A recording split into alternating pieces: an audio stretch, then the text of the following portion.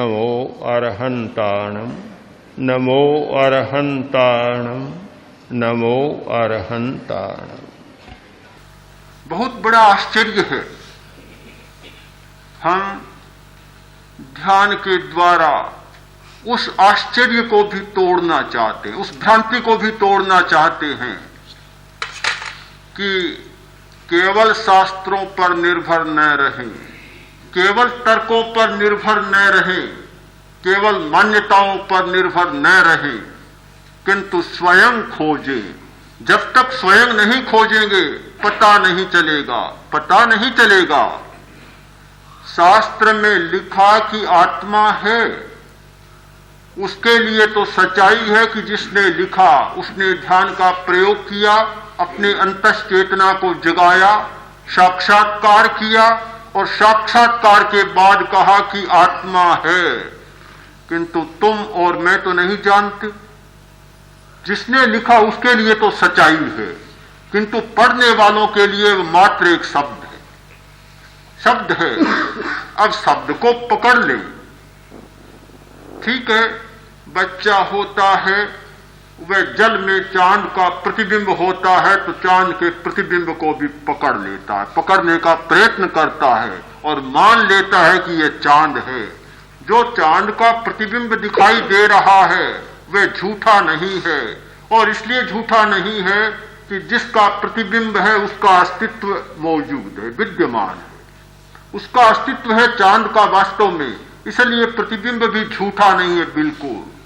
तो जिसने शब्द कहा कि आत्मा है, वह शब्द भी उसका प्रतिबिंब है, उसके ज्ञान का प्रतिबिंब है, इसलिए यह शब्द भी झूठा नहीं, कहने वाला भी झूठा नहीं।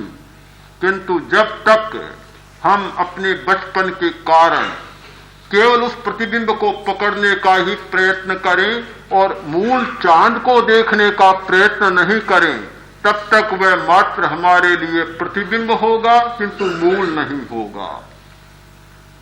सत्य को खोजने का मतलब है कि केवल प्रतिबिंब पर न अटक जाए।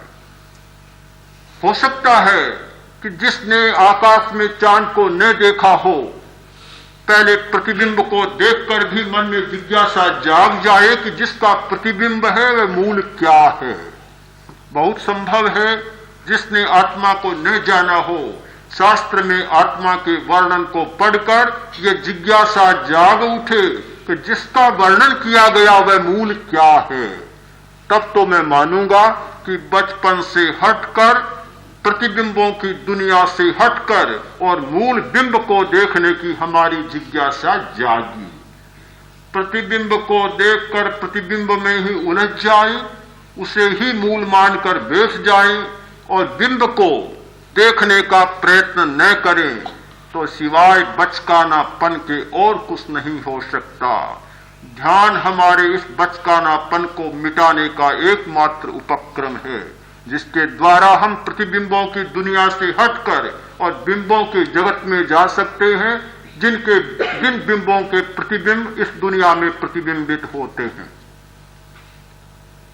आज सबसे बड़ी जो समस्या है यह प्रतिबिंब की समस्या, प्रतिछाया की समस्या है।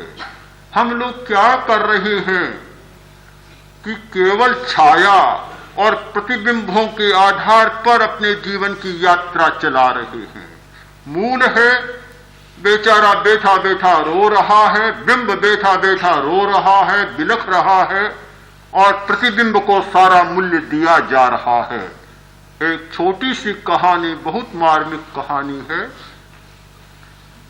एक कलाकार ने, एक चित्रकार ने एक अपनी सारी लेखनी को तोड़कर चित्र बनाया एक ग्रामीण महिला का, जो बहुत सुंदर, स्वाभाविक सुंदर था जिसमें थी। ये कृत्रिम सुंदरता नहीं, सहज प्राकृतिक सुंदरता जिसमें थी, उस ग्रामीण महिला का चित्र बनाया। चित्रों की प्रदर्शनी हुई और चित्र प्रस्तुत किया गया। इतना सुंदर चित्र, लोग देखते हैं एकदम मुग्ध हो जाते हैं। प्रदर्शनी हो रही है और आज अब चित्रों की बिक्री का समय आ गया, बोली बोली जा रही है। उस महिला के चित्र पर 10,000, 20,000 और 50,000 रुपए की बोली बोली जा रही। बाहर क्या हो रहा है? वह ग्रामीण महिला अपनी गरीबी के कारण बहुत दुखी हो गई।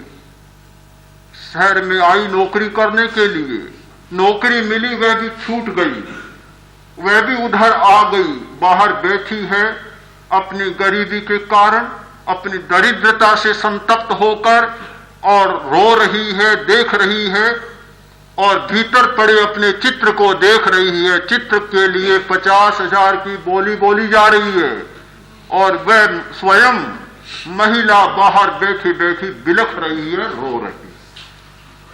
सचमुच हम लोग ऐसा जीवन जीते हैं, सचमुच ऐसा जीवन जीते हैं कि प्रतिबिंबों की 50,000 की, न जाने 50 लाख की बोली बोली जा रही है, और मूल जो बिंब है वह गरीबी के मारे तड़प रहा है, बिलख रहा है और रो रहा है। ध्यान के सिवाय कोई उपाय नहीं।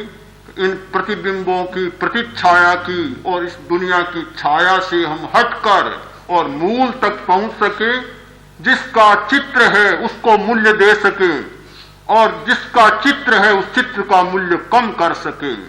ध्यान के द्वारा केवल इतना सा परिवर्तन होगा, जिसका चित्र है उसका 50,000 मूल्य नहीं होगा, और जिसका चित्र है वह गरीबी के कारण रोएगा न।